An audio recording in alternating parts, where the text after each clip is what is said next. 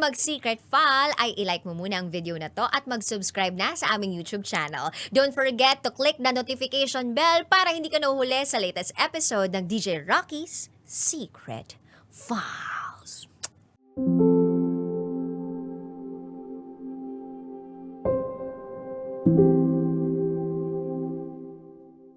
Dear Titangelo at Rakitera,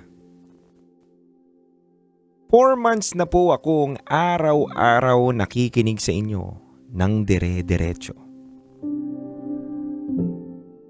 Dahil nahook ako sa inyong programa, wala na pong palya ang aking pakikinig habang nasa bahay ako at nakabukas ang radyo. Nakakamiss lang kasi na makinig ng mga kwento sa radyo, lalo na naaalala ko ang aking nanay kapag nakikinig ako. Itago niyo na lang po ko sa pangalang Marie. 43 years old, may 5 anak, at isang single parent. DJ Titangelo at Rakitera, nais ko lang po sanang ibahagi ang aking kwento sa inyong programa. 16 years ago na po ito pero sariwa pa rin po ang mga sugat sa aking puso. 16 years ago nang iniwan ako ng aking mister dahil sa sakit niya sa puso. Company driver po ang aking mister. Madalas po siyang wala sa bahay dahil sa mga out of town na biyahe nila. Pero kahit busy siya sa work, masipag pa rin po siya sa paggawa ng kanyang binhi. Kaya po kami nagkaroon ng 5 anak. Masaya at maayos po ang aming pamilya, DJ Titangelo. Maayos po kasi bilang padre de pamilya itong si Junior. Wala kaming pinagtatalunan kahit minsan lang siya umuwi ng bahay. Dahil mas madalas siyang nasa biyahe kaysa magkaroon ng oras sa pamilya. DJ Titangelo, DJ Rakitera, napaka-workaholic na tao po ng aking mister. Alam ko naman po na ginagawa niya yun para sa aming pamilya. Para magkaroon ng magandang kinabukasan ang mga bata. Pero minsan, hindi ko na rin po magawang magalit DJ Titangelo at Rakitera. Parang sinasabi ko sa kanya na pahalagan mo din ang sarili mo. Ang isa sa mga pinagtatalunan namin yung pag-aabuso niya sobra-sobra sa kanyang katawan. Lagi kong linya na wag mong abusuhin, wag mong sobra-sobra ang pagiging masipag mo sa trabaho. Dahil baka dumating ang panahon, singilin ka na ng katawan mo. Pero DJ Rakitera, DJ Titangelo, ang isasagot niya lang sa akin ay huwag ka na magalit, mahal.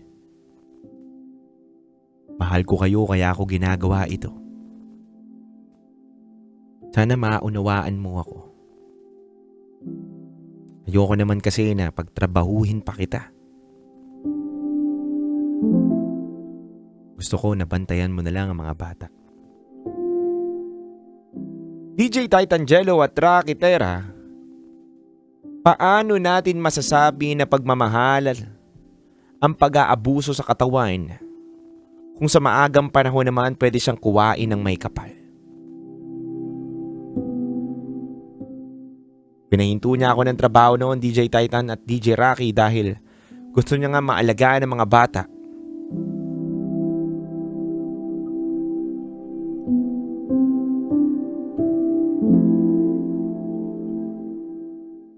Pero alam ko sa desisyon niya na yon, nahihirapan siya dahil hindi naman po ganun kalakihan ang kita niya.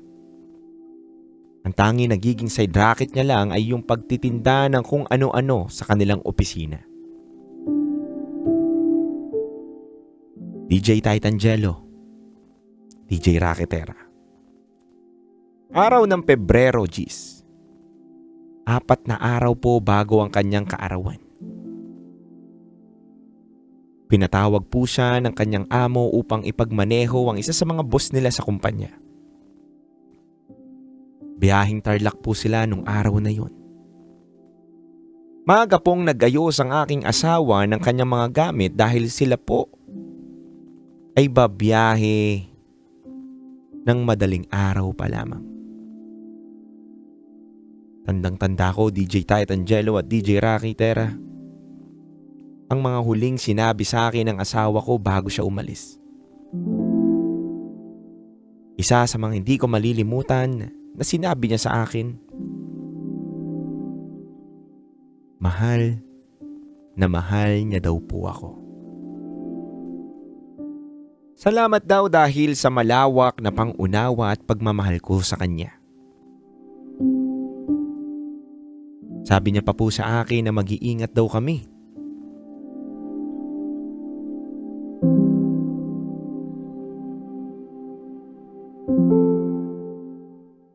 At ang pinaka hindi ko pa naiintindihan sa sinasabi niya that time, na kung mawawala daw siya,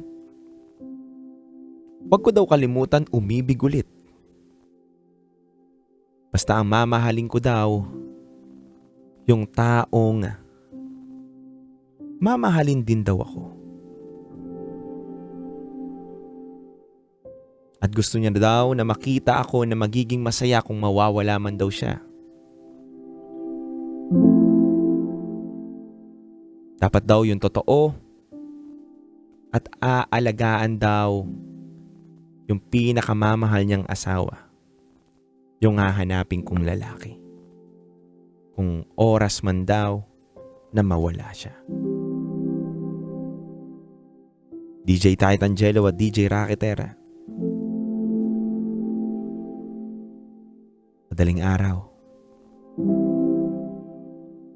Tumatawag sa akin ang kanyang amo.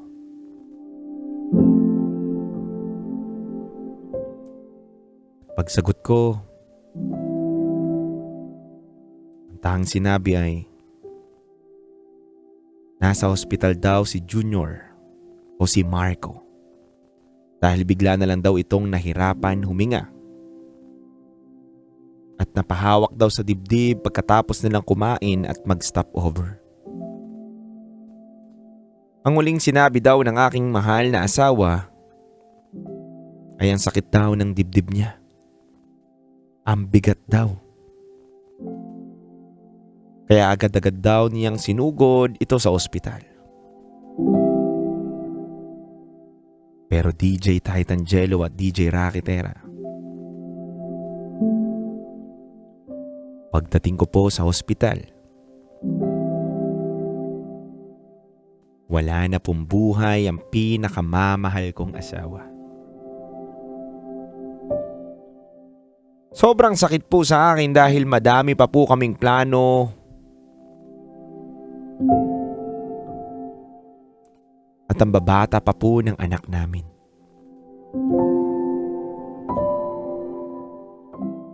Hindi ko po alam kung paano ko mag-uumpisa.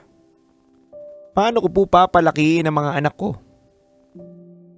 Pero DJ Tight Angelo at DJ Rocky Terra, marunong po ang Diyos.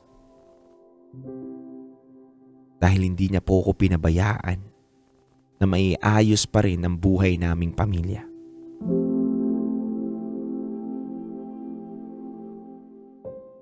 Naalala ko pa po nung panahon na ililibing na po si Junior. Iyak ako ng iyak. Sinisigaw ko ang pangalan niya habang binababa po ang kanyang ataol. Sabi ko, Junior, ba't mo kami iniwan? Ba't mo kami pinabayaan?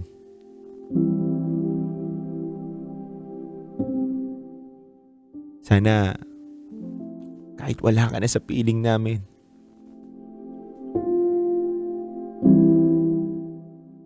lagi mo pa rin kaming gagabayan at ipagdadasal na kayanin ko at kayanin namin ang mga anak mo.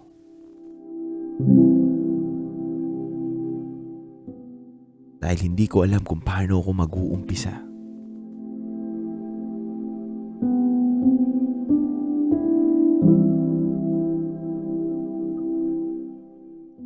Yung mga luha ko na yon, mga panalangin ko na yon,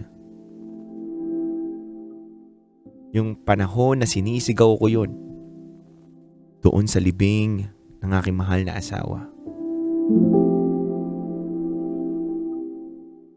Hindi niya pa rin po ako pinabayaan dahil ginabayan niya pa rin po ako.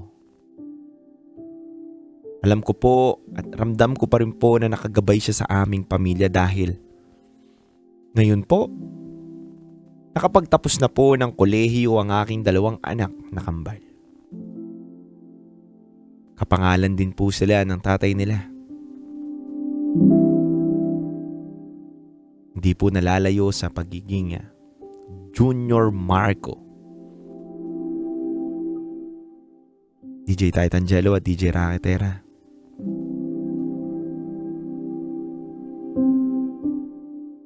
Kaya ako lang po ito talaga na kwento, gusto ko lang pong sabihin sa lahat.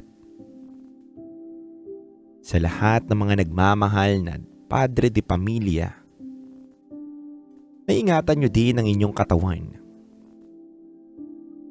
Dahil mahirap mawalan ng padre de pamilya lalo na kung ang dami ninyong anak. Alam ko na maraming kabisyo ang nakikinig sa atin ngayon. At alam ko rin na may mga kaparehas akong kwento na makaka-relate sa akin.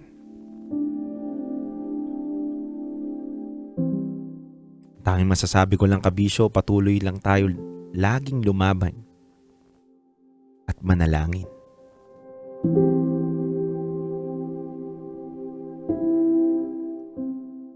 At 16 na taon na po ang nakakalipas, hindi na po ako muling umibig. At binuhos ko na lang po ang oras ko sa pamilya ko at pagnenegosyo upang makatawid sa araw-araw. Muli mga kabisyo, ako po si Marie. At ito po ang aking Secret Files.